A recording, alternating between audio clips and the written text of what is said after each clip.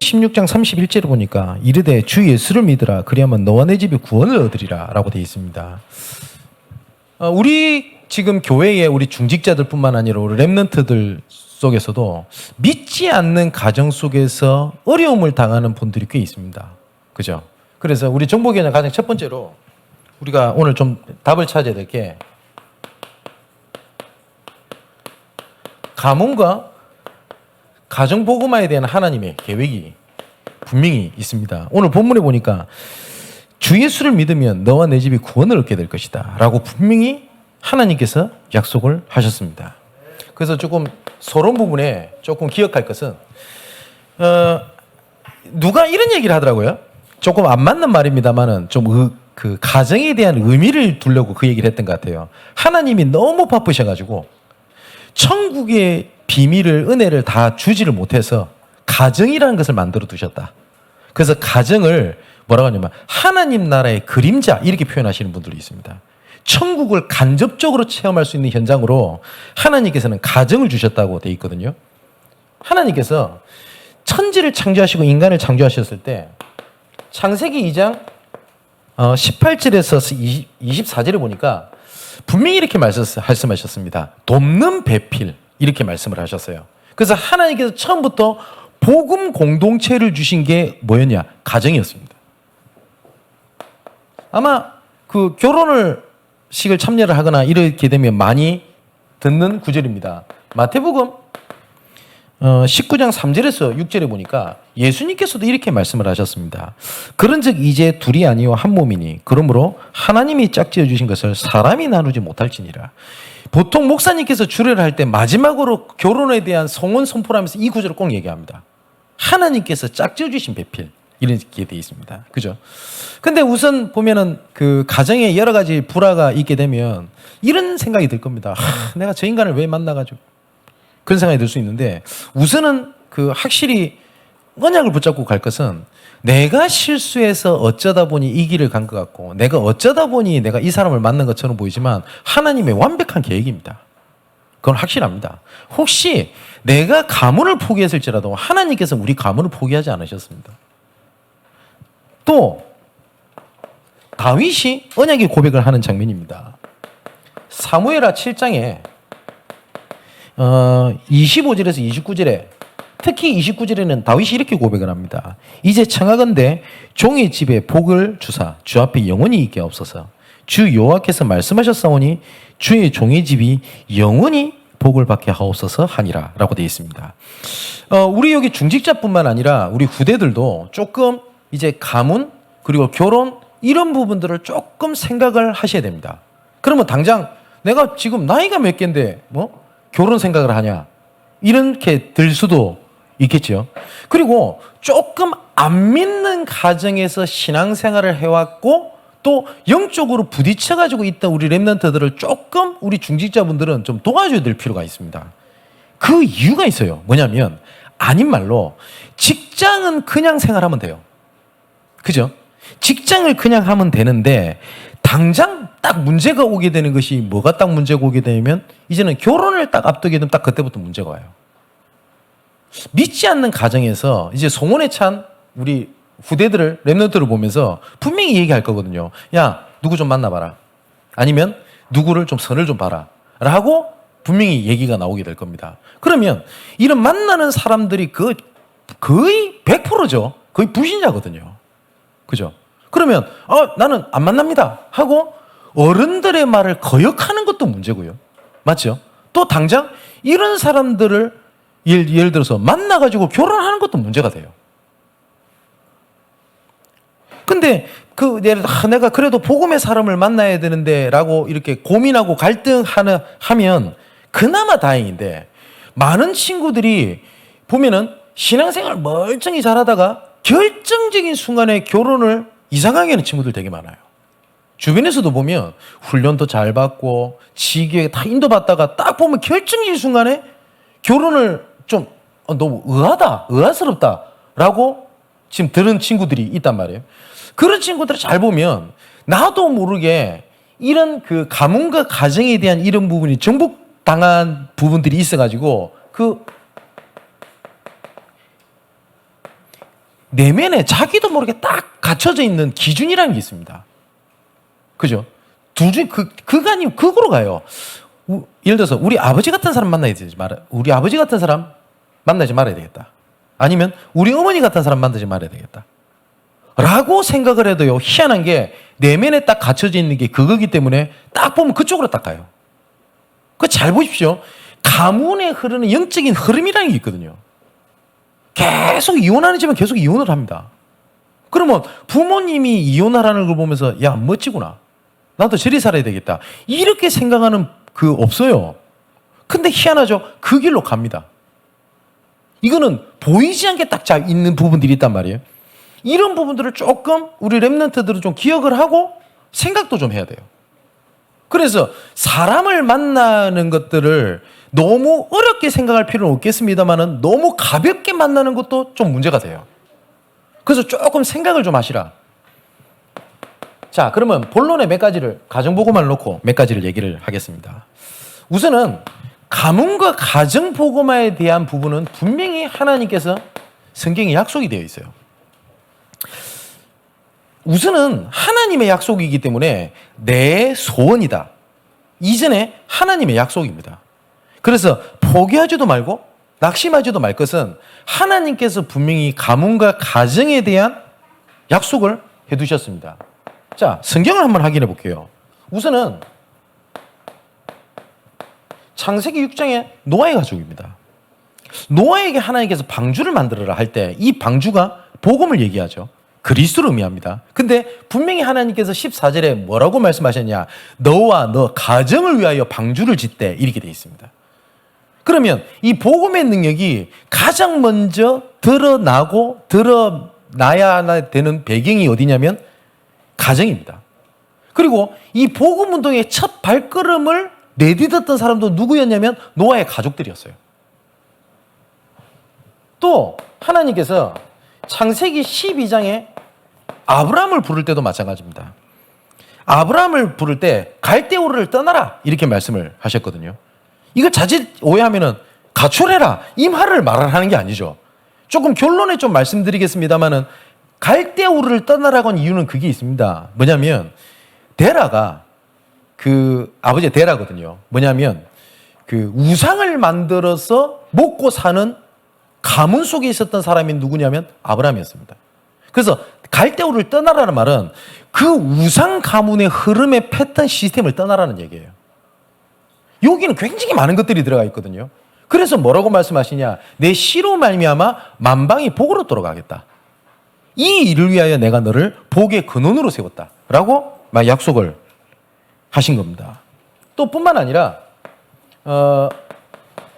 출애굽기 3장 15절에서 20절의 말씀을 보니까 출애굽을 하는 이스라엘 백성들에게도 중요한 건 뭐냐면 개인도 있었겠습니다만은 노예 생활에 빠져 있었던 이스라엘 백성들의 가정과 가문이 있었단 말이에요. 그죠? 그러면 하나님께서 유월절 어린 양 피 바르면 산다라고 하는 언약 속에 뭐가 포함되어 있냐면 가정과 가문이 함께 포함되어 있습니다. 그렇기 때문에 신민기 6장 4절에서 9절에 보니까 여기서 중요한 얘기를 했습니다. 무슨 얘기를 했냐? 자녀들에 대한 중요한 얘기를 했거든요. 내 자녀들에게 말씀을 심어라. 그죠? 부모가 믿어서 부모가 믿기 때문에 자녀들은 당연히 따라서 구원을 받는다라는 건 아니겠습니다만은 부모가 언약 속에 있게 되면 자녀들이 언약 안에 있을 수 있는 여러 가지 배경들이 훨씬 더 넓습니다. 그래서 부모 보고 부모에게 언약 속에 있으라 하는 이유가 그겁니다. 그죠? 저도 처음부터 복음을 알고 예수 믿었던 게 아니었습니다. 저는 부모님이 교회를 다니셨어요. 뭐 복음을 알든지 모르든지. 그러다 보니까 저는 당연히 교회를 가야 했고, 교회를 가야만 했고, 교회 속에 있게 된 거예요. 그 배경 속에서 하나님께서 저를 복음의 은혜로 부르신 것만은 확실합니다. 그죠? 그래서 우리 부모들이 자녀들을 조금 복음 안에 이렇게 해주는 것들이 우리 가정복음에 굉장히 중요한 배경이 되거든요. 그래서 부모 얘기를 하는 겁니다. 또 그 사도행전 10장이라든지 아니면은 16장 15절에 보니까 루디아의 가정, 그죠? 그리고 16장 16절에서 18절에 보니까 귀신 들린 여자아이의 가정, 그리고 오늘 본문에 간수장의 가정, 전부 다 예수 믿고 가문이 복음만 되는 이런 응답들이 이렇게 오게 됩니다. 자, 이런 것을 성경의 증거를 봤었을 때 분명히 하나님의 약속에 따른 가정복음에 대한 시간표가 있거든요. 그건 확실합니다. 근데 이 시간표가, 이 하나님의 시간표가 오는데 조금 참고해야 될 것들이 몇 가지가 있어요. 그게 뭐냐면 가장 첫 번째가 시간적으로 조금 걸릴 수도 있습니다. 가정복음화가. 그리고 상상 의외로 그 시간이 걸릴 수도 있고요. 꼭 그렇다라기보다는 걸릴 수도 있고, 어쩌면 여러분들이 혹은 믿지 않는 가정 속에 있었을 때 가장 복음 전하기 어려운 대상이 어쩌면 불신자들보다 가정일 수 있어요. 그 아닌 말로 그 불신자들은 복음 전하고 안 보면 돼요, 당분간. 그죠? 근데 가족들은 계속 봐야 되거든. 그래서 좀 어려운 대상이 될 수도 있다. 그래서 예수님께서도 오히려 너희들이 핍박의 대상을 가족들을 말씀하셨어요. 오히려 그렇게 될 수도 있다. 꼭 그렇다라기보다는 그런 시간적으로 조금 걸릴 수는 있다. 실제적으로. 근데 좀 기억할 것은 이 불신자들이 시간이 좀 걸릴 뿐이지 어쩌면 제일 옆에서 긴밀하게 보이고 다 보고 있어요. 뭐 안 믿는다, 영적인 걸 모른다고 해도 사람의 근본은 같기 때문에 진짜 나 좀 조용히 좀 넓게 보고 있다는 사실을 조금 알아야 돼요. 그렇거든요. 우리끼리 제가 이런 표현 말하지 않습니까? 어떤 사람 만났을 때 같은 믿는 사람 만나도 만날 때마다 오직 예수 막 찬양 부르고 뭐 아멘 했었는데 뭔지 모르게 아닌 것 같은 사람 있잖아요. 그죠? 느끼잖아요. 근데 어떤 사람은 그런 얘기 별로 안 해. 뭐 농담 따먹기 하고 막 웃고 지나가는데 뭔지 모르게 저분은 여유가 있고, 저분은 뭔지 모르게 확신이 있고, 맞죠? 영적인 거 느끼지 않습니까? 불신자 가정들도 이미 다 보고 있습니다. 언약이 없고 믿음이 없다 할지라도 사람에 대한 근본은 같기 때문에 그래요. 자, 그리고 이 시간표에 따른 여러 가지 배경 같은 것들도 조금 참고를 하실 거는, 반드시 가정복음에 대한 약속이 있기 때문에 조금 가문 살리는 하나님의 소망을 좀 마음에 좀 품고 계셔야 됩니다. 그리고 또 이 소망을 가진 이유는 뭐냐면, 여러분, 우리 믿지 않는 가정들이 복음 안에 들어왔었을 때는 그 전에는 나한테 가장 힘들었던 배경이었는데 나중에는 가장 복음의 배경이 되는 게 예수 믿는 미래의 우리 가문과 가정에 대한 하나님의 소망입니다. 그죠? 가장 영적인 배경이 되어줄 수 있는 배경이 누구냐? 가족입니다. 그건 어쩔 수 없어요. 그래서 그 시간표에 따라서 우리가 조금 기억하고 좀 조심해야 될 것이 있는데, 믿지 않는 가정 속에서 여러 가지 부딪히는 것들이, 조금 복음 안에서 전체적으로 보면 하나님께서 나를 훈련시키는 최고의 훈련 현장이기도 합니다. 그게 어쩌면 요셉이 복음과 언약을 모르는 형들 사이에서 하나님께서는 요셉을 만들어 가신 게 확실하거든요. 맞죠? 다윗이라고 하는 인물들 중에 8아들 중에 요셉이 있는데 다른 형들은 그러지 못했거든요. 그죠? 하나님께서 또 호세아에게는 진짜 독한 여자를 붙였어요. 그래서 하나님께서 만들어 가신 것도 있습니다. 그래서 우리는 순간 이 생각이 들 수 있거든요. 우리 가족이 진짜 내 인생의 최고 걸림돌이고. 저도 워낙 부딪히다 보니까 그 생각 참 많이 했어요. 내 인생의 최고의 여리고성이라고 표현까지 했어요. 그래가지고 제가 특히 아버지랑 워낙 부딪혀가지고 정말 말도 되지도 않은 소리도 하고 이래서요. 어머니한테 가가지고 아버지는 이혼하시면 안 되겠냐고. 아들이. 그 좀 부끄러운 얘기인데 전도사가 제가 그랬다고요.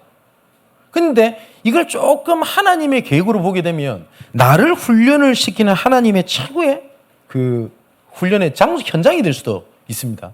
그래서 아까 말씀드렸던 것처럼 요셉이라든지 호세아라든지 이런 인물들 중에 믿지 않는 가정 속에서 나왔던 복음의 큰 인물들이 상상 외로 많습니다. 근데 또 반대로 이것이 하나님의 언약 속에 있지 않으면 에베소서 4장 27절에 마귀로 틈을 타지 못하게 해라 이랬거든요. 그게 가장 큰 뭡니까? 그 걸림돌이 될 수도 있어요. 근데 이게 굉장히 양면성이란 말이에요. 근데 중요한 거는 우리가 지금 어떤 상황이 일어났다 아니면 어떤 상황이 일어난다를 보는 것이 아니라 하나님의 약속을 붙잡는 거죠. 그래서 오늘 오전에 주셨던 말씀처럼 예수님께서 표적을 주시거든요. 그래서 예수님께서 병자를 살리시고 5천 명을 모이시고 그리고 그 무리를 걷는 모습을 보이시고 하셨던 표적이 뭐였죠? 예수가 그리스도라는 걸 알기 위해 하셨던 거였습니다. 그리고 이 일을 함께 하자는 표적이었단 말이에요. 근데 우리가 자칫 잘못하면 여러 가지 힘들다, 어렵다 이런 것들을 보게 되면 어떤 여러 가지 문제, 갈등이 가족들이 복음 안에 들어오는 여러 가지 시간표로 오는 하나님의 표적인 경우들이 많아요.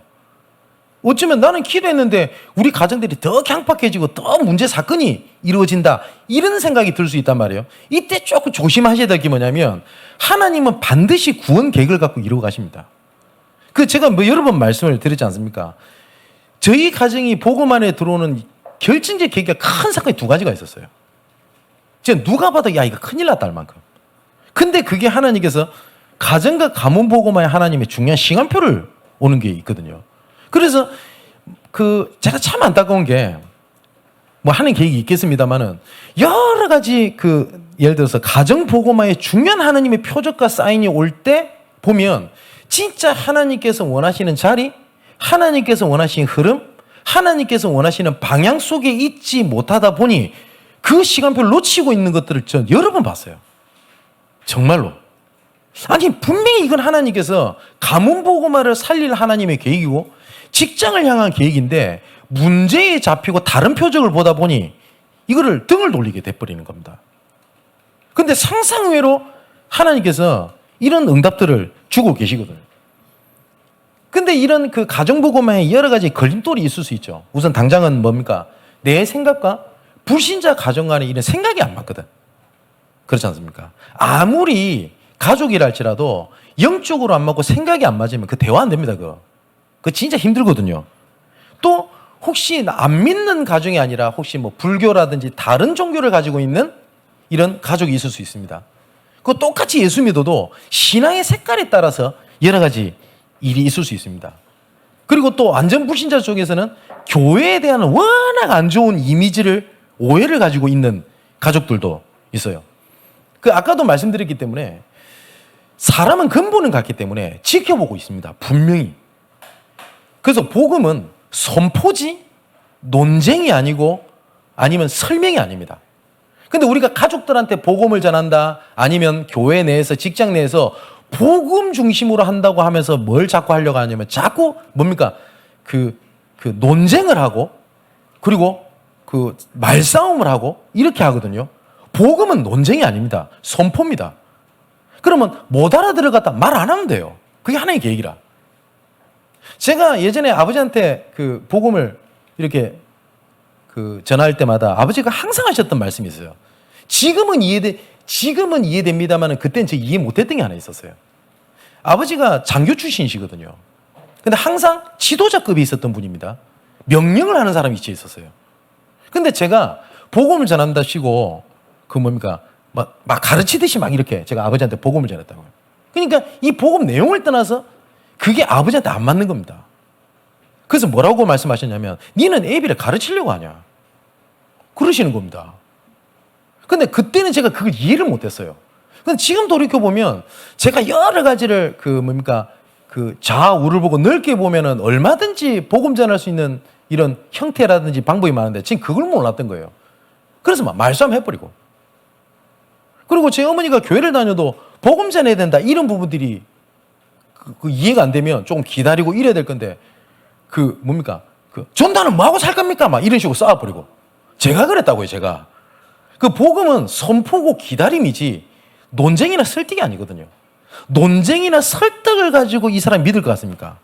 아닙니다. 우린 깨닫고 이해해서 믿는 게 아니고요. 믿기 때문에 깨닫고 이해가 되는 겁니다. 순서가 틀린 거죠. 예전에 어떤 랩런트가 우리 부모님한테 좀 복음을 좀 전해달라라는 얘기를 듣고 알겠다고 이렇게 갔더니 제가 이 얘기를 해놨어요.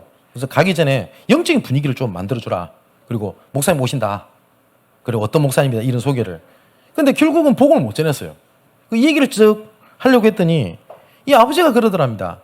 네 교회 다니나? 네. 그 당대다가 더 교회는 가지 마라 이러더래요. 그 왜냐 이랬더니 이분이 사업을 조그마한 중소기업 사업을 하는데 지금까지 다 나한테 돈 떼먹고 사기친 놈 다 장로들이었다.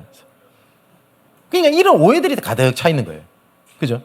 그러니까 그런 것을 계속 가서 아니다 이해시키고 설득하고 복음은 그런 게 아니라니까요. 예수님께서는 그리고 바울은 전도자들은 복음을 선포를 했지 복음을 설득하거나 한 게 아니라고요. 그래서 우리 청년들 진짜 그 뭡니까 복음의 중심은 내가 이해됩니다만은 논쟁하지 마세요. 논쟁을 가지고 저 사람을 복음 안에 들어오게 하는 것이 하나님 계획이 아닙니다. 때가 있어요. 때가. 자, 또 어떤 사람은 또 이렇게 얘기를 합니다. 야, 네 가족도 제대로 복음 못 전했는데 네가 무슨 운동하노? 이런 얘기 하거든요. 뭐 이해는 됩니다. 그거는 뭐 가정복음에 대한 뭐 강조를 하기 위해서 그 얘기를 하겠죠. 그 예수님께서 십자가 못 박혀 해서 죽으시는 그 순간까지 예수님의 동생들이 있거든요. 동생들, 마리아 밑에 태어난 동생들 예수님 안 믿었어요. 그럼 예수님이 자기 동생도 구원 못 시키면서 인류 구원해서 십자가에 못 박혀 돌아가셨단 말입니까? 그 말을 하는 게 아니죠. 또 로마서 9장 7절에 보면 내 고륙 친척이 복음을 받게 되면 나는 그 지옥불에 떨어져도 괜찮다 라고 바울이 하는 고백이 나오거든요. 바울의 가정 가문 복음화도 그때까지 안 됐어요. 그죠? 근데 이런 말들에 눌릴 이유는 전혀 없다. 이런 말씀을 꼭 좀 드리고 싶습니다. 근데 제일 중요한 거는 마지막이에요.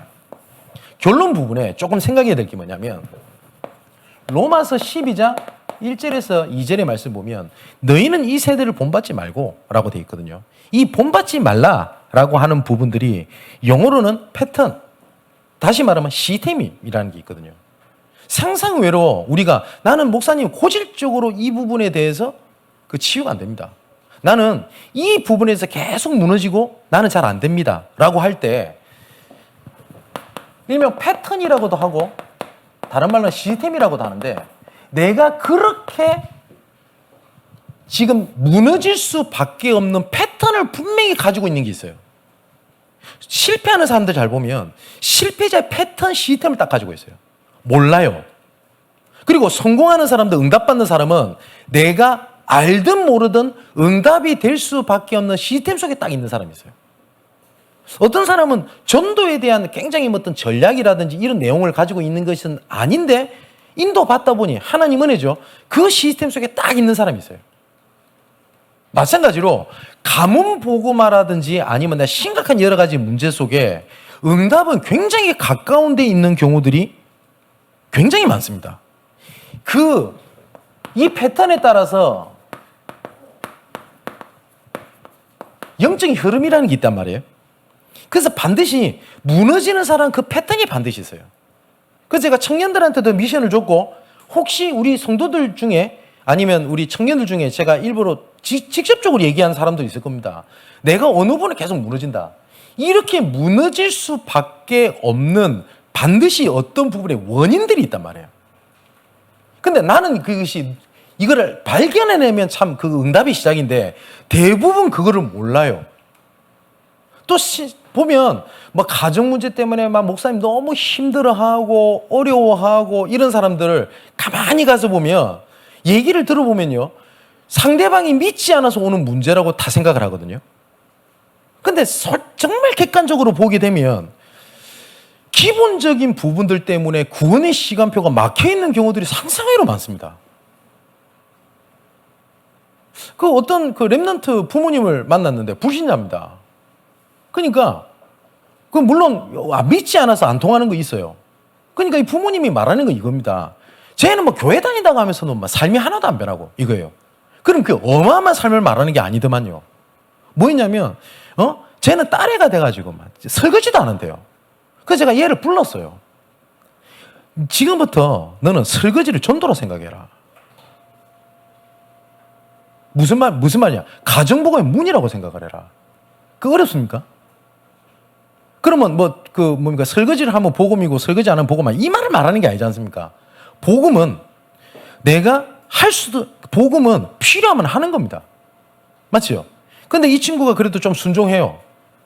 그래서 조금 설거지도 하고 좀 한 겁니다. 그랬더니 이 불신자 부모님이 저한테 연락을 했어요. 뭐라고 얘기하냐? 목사님, 얘가 바뀌었다면서. 그 설거지하기 뭐라고? 하나님 살아계신 것 같대. 근데 내가 웃었지 속으로. 설거지 좀 했다고 하나님 살아계신다고 느낄 정도면. 그래가지고 이분이 마음을 열고 복음을 듣게 돼요. 상상외로 응답이 가까운 데 있습니다. 또 예전에 어떤 안수 집사님이 솔직한 얘기를 저한테 고백을 하는 겁니다. 뭔 고백을 하냐?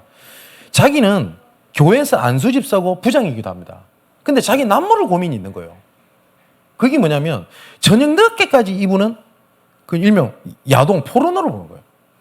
솔직한 얘기를 하더라고요, 저한테. 그러다 보니 포르노를 대낮부터 보진 않거든요. 그죠? 혹시 이 말 듣고 전 대낮부터 보는데요. 진짜 갱신하시기 바랍니다. 그죠? 그럼 저녁에 보는 건 괜찮단 말이에요. 그런 말은 아니겠습니다만 대략적으로 해요. 그러니까 이분은 어때요? 새벽 2시, 3시까지 이러고. 그럼 당연히 어떻게 됩니까? 직장 생활이 잘 안 돼요. 직장 생활이. 그러니까 자기는 교회에서 안수집사라는 말 표현도 잘 못하는 거예요. 부끄러워가지고. 그래서 제가 이분한테 드렸던 미션 첫 번째가 뭔지 압니까? 컴퓨터를 포맷하십시오. 컴퓨터 안에 그 영상 가득 차려놓고 난 다음에 하나님 음란에 빠지지 않도록 하여 주옵소서. 그거 틀린 거 아닙니까? 그죠? 그 결단부터 해라. 그러면 예를 들어서 내가 진짜 복음을 위하여 작은 이런 패턴을 바꾸는 것들 뒤에 굉장히 중요한 응답들이 많습니다. 가정복음화를 맡고 있는 나도 모르게 가지고 있는 이런 패턴 시스템들을 찾게 되면 상상 의외로 그 복음을 받는 기회들이 금방 앞에 올 수도 있습니다. 그래서 제가 이걸 가지고 예전에 자꾸 어떤 단어를 쓰냐면 그거를 진짜 발견하고 뭘 하는 거냐? 반대 스케줄을 짜라. 딱 그 반대라면 응답이 있대요. 어떤 또 남자 청년의 상담을 받게 됐는데 아빠가 술을 그렇게 드신대요. 근데 이 친구는 아빠가 그 술을 먹고 막 그렇게 막 화를 내고 막 잔소리하는 게 그렇게 답답한 거예요. 이해돼요. 그렇게 오랫동안 사는 거예요. 근데 이 친구를 가만히 얘기를 들어보니까 이 친구는 술에 대한 상처가 있대요. 그럴 수밖에 없는 게 아버지 때문에 그럴 거 아닙니까? 그러면 두 가지고 가겠죠. 같이 자기도 술 마셔버리든가 그리고 무너지든가 아니면 술 저거 완전히 망하는 거야. 완전히 막 마음을 딱 닫을 거 아닙니까? 그래서 제가 슬쩍 물어봤어요. 뭐냐면 혹시 네 직장 생활하면서 그 같이 이런 직장 사람들하고 같이 맥주 한잔하고 이렇게 하냐 이러니까 뭐라면 나는 절대 안 한다는 거예요. 왜냐? 아버지가 저런데. 그래서 제가 물어봤어요. 술 먹는 게 복음하고 상관이 있냐? 이 말은 네가 술을 먹어라 말도 아니고 그리고 먹지 말아야 된다는 말도 아닙니다. 근데 이 친구한테는 술이라고 하는 것이 이미 틀에 딱 잡혀 있어요. 그래서 제가 이 친구한테 뭐라고 딱 얘기해 줬냐면 내가 오늘 미션을 줄게. 오늘 저녁에 아버지가 뭐 음식 좋아하시냐? 치킨을 엄청 좋아한대요. 그럼 오케이. 치킨 사가라. 그리고 아버지 그 술 뭐 좋아하시냐고. 뭐 얘기하고. 오케이. 사가라. 그러고 난 다음에 너 안 마셔도 되는데 아버지가 오시면 식탁에 딱 앉아서 딱 치킨을 대접해드리고 술을 딱 까드리면서 아버지 아들로서 아버지랑 좀 얘기를 하고 싶다라고 얘기를 한번 해보라 그랬어요. 그런데 이 친구가 목사님이 시키니까 한 겁니다. 그래서 그 다음 주에 만났더니 그렇게 울어요. 뭔 얘기하냐면 그 일명 치중진담이라고 그러죠. 아버지가 그 준비됐던 거 마음은 다 잃어버린 거예요.